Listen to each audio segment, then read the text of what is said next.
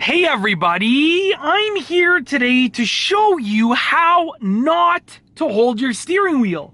In this video, I'll be going over a very specific example of a way that you shouldn't hold your steering wheel, and I'll also be telling you why you should avoid holding your steering wheel in this way. Now let's get right to it. I see this happening often. I see people using this steering method, and I'll tell you the reasons why I don't recommend it, okay? Now this is the method that I see people using. Like this right here. Now, some people will use this grip before they make a turn, when they're about to make a turn. And I like to call this, let's just get actually a better view of this, just like this. I like to call this the reverse grip. Some people call it like the hooking grip or the hooking method, because you're sort of like hooking the wheel. And there are two very specific reasons that I don't recommend using this steering method.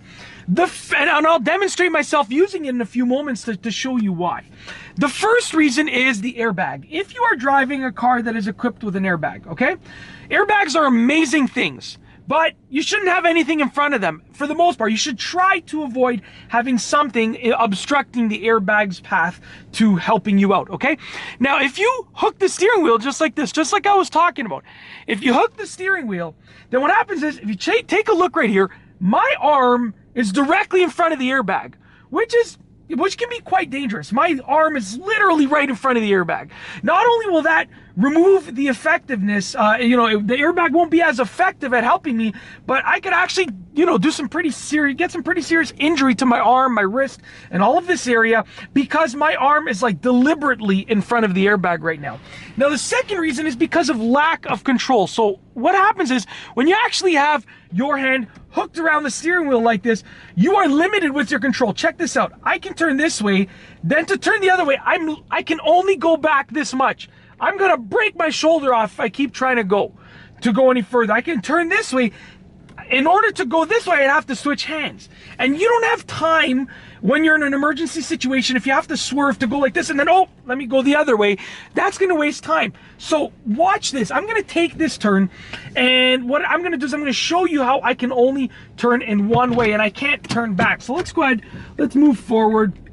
We're gonna just pull up to the stop sign, and I'll take this turn while using that little hooking method or reverse grip method that I don't recommend using. All right, left signal on, mirrors, good to go, blind spot, good to go, no traffic. So check this out. I'm turning my wheel, right?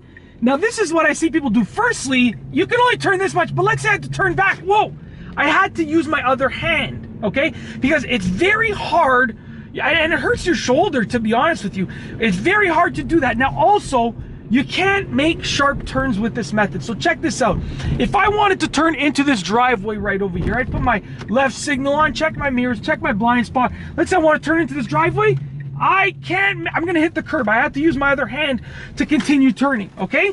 So it's just not a good method. And also, like I said, if you're in the unfortunate situation where your airbag has to deploy, if your arm is there, your airbag, it's not gonna be a good situation. You wanna avoid those situations. Now I'll demonstrate turning right. So I'm gonna use my left hand now to actually turn right. So I'm gonna put my signal on, check my mirrors, check my blind spot. We're good to go. Do another quick check because I'm approaching, and I'm using my left to turn. And as you can see, I'm really pushing it just to make that turn. And the turn itself wasn't even that smooth.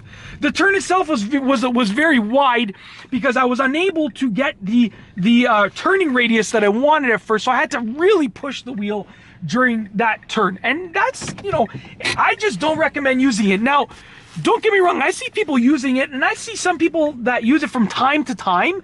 Now, yes, we all have bad driving habits that we do from time to time. I've used this steering method before I realized the downsides of it. I would use it every once in a while. So I'm no exception to that rule.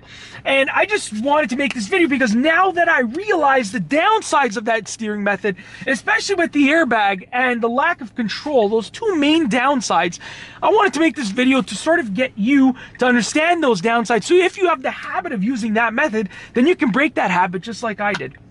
And that's basically it. In this video, I've shown you how not to hold a steering wheel, how not to steer a car around a turn. It's a method that I would recommend avoid using, and that's why I wanted to make this video for you. Be sure to give this video a thumbs up if you liked it. Let me know what you think about this steering method down below as a comment. Let me know as a comment down below. What do you think of this steering method? Do you use it? Do you avoid using it? Let me know as a comment. And of course, be sure to subscribe for more great car and driving videos just like this one. And that's all I have for you today. Thanks for watching.